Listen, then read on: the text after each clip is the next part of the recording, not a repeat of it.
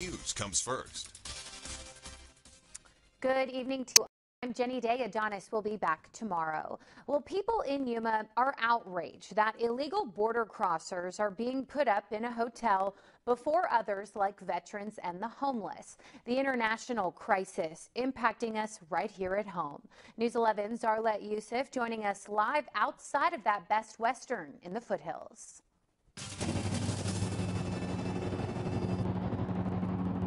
Good evening, Jenny. That's right. Locals are frustrated that migrants are being housed so close to home. Some Foothills residents are not thrilled about the amount of resources allocated to house migrants while they are being processed. One protester says resources need to be provided to others. I'm totally against this because we have homeless veterans that need help, and we're always told there's no money, there's no money, there's no money. But we can allocate $365 a person a day to house. I have reached out to Endeavors, the organization said to be facilitating this migrant housing. In an email response, a representative for the organization said, quote, "We can confirm that DHS has contracted with Endeavors to provide critical services to migrant families, which is a continuation of services we have delivered to the migrant population since 2012. Yuma County Chairman Tony Reyes confirms that the county is not paying for migrant housing and that this is a federally funded project. We're not in charge of that, and we're not responsible for that. And the lines of communications between Endeavor, which is the company that the federal government has hired, and us, are pretty nebulous. As a matter of fact, that was part of the complaint at yesterday's board meeting. Chairman Reyes says while county officials do not agree with the way the situation is being handled, services must be provided to migrants as they go through processing. As far as who stays and who goes, it's complicated. Migrants who have a criminal record are immediately deported. For others, it's a matter of which country the U.S. has an agreement with and whether the migrant is an adult or a minor. It all makes a difference. But for the majority, they have 72 hours to be processed with Border Patrol and another 72 hours with U.S. Immigration and Customs Enforcement. And then it's truly just based on the honor system. The border crosser is released into our community and given a court date to return.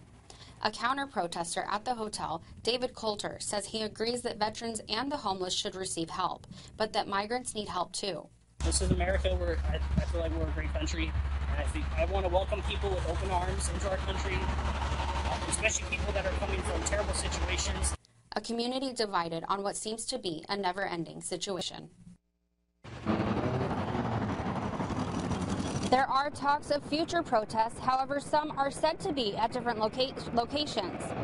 Now we will continue to bring you the latest on migrant housing right here and on KYMA.com. Reporting live in Yuma, Arlette Youssef, News 11. Jenny, back to you.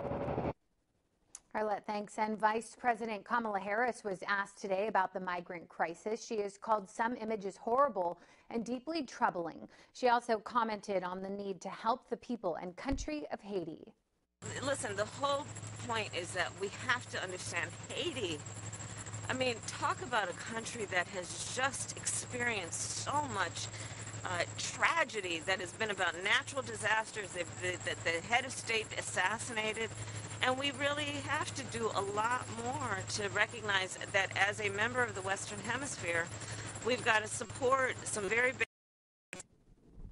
Yeah, so the Biden administration also saying tonight to expect changes at the border soon. This as video has surfaced that appears to show U.S. Border Patrol agents on horseback confronting migrants. Camila Bernal continues our coverage. Border Patrol agents on horseback appearing to use aggressive tactics when confronting migrants. This Al Jazeera video causing concern within the Biden administration. I was horrified by what I saw. I'm going to let the investigation run its course, but the pictures that I observed troubled me profoundly.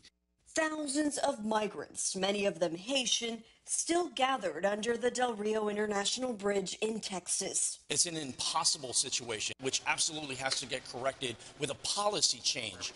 Homeland Security Secretary Alejandro Mayorkas said the department would investigate the situation and said a dramatic change at the border is expected in the next 48 to 96 hours. We are moving more migrants very quickly to other processing centers so that we can ensure their security and safety and the security and safety of the community. But many hoping more is done to address immigration beyond the current situation. There needs to be more enforcement of our current laws, but it also needs to happen at a much quicker rate. At this point, we shouldn't be Republicans or Democrats. We need to come together, and we need to get through this crisis together. I'm Camila Bernal reporting. Camila,